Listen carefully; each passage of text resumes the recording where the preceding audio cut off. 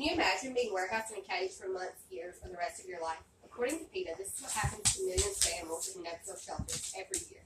They become sick, depressed, and aggressive, limiting their chances of ever finding a home. Every year, millions of animals are entering shelters across the United States, and every year, millions are being euthanized. Animal Society for the Prevention of Cruelty to Animals reports 7.6 million animals enter shelters annually.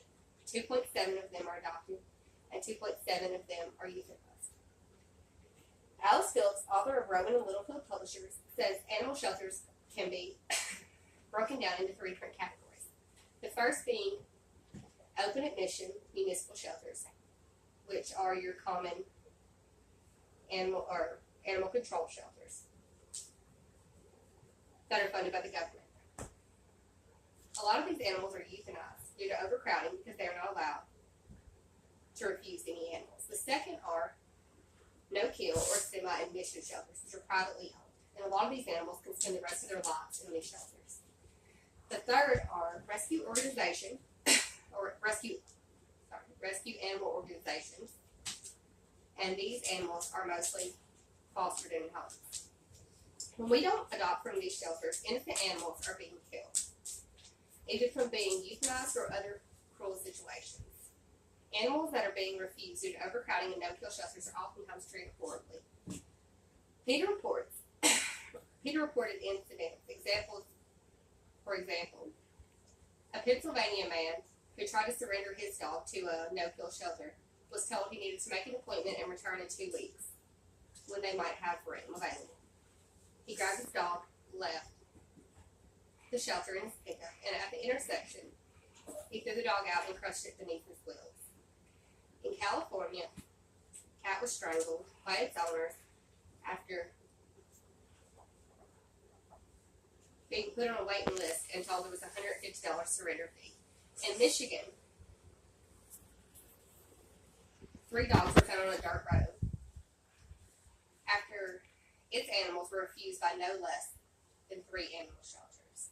The longer these animals are in shelters, the easier it is for them to be adopted, from puppy mills, dog fighting, which use these animals for cruel things such as fighting or bait, also hoarding and other cruelty situations. We can help solve the problem by adopting pets instead of buying from breeders or animal stores, which sell mostly from puppy mills.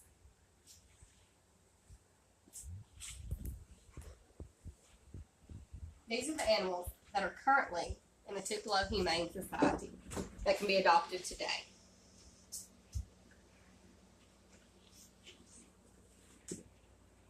These are how animals live every day. In cages, and some of them live there for the rest of their lives.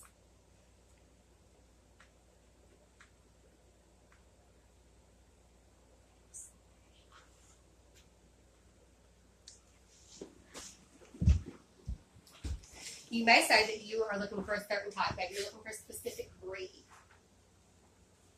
Tons of rescue groups specialize in every breed that you are looking for. Also check reliable websites such as Animal Society for the Prevention of Cruelty to Animals.org/adopt or petfinder.com.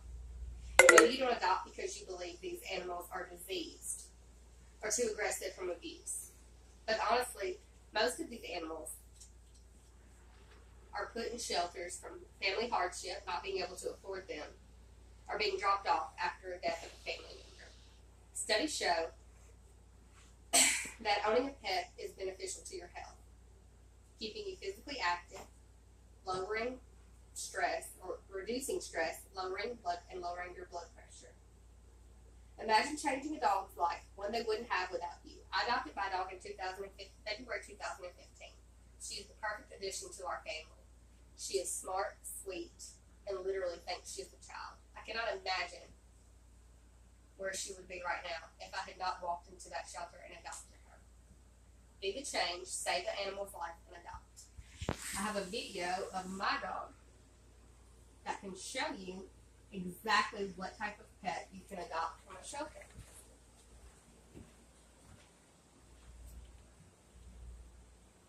She was only home trained, but this is exactly how smart she is. And these are the types of dogs that are in shelters. that need to be adopted.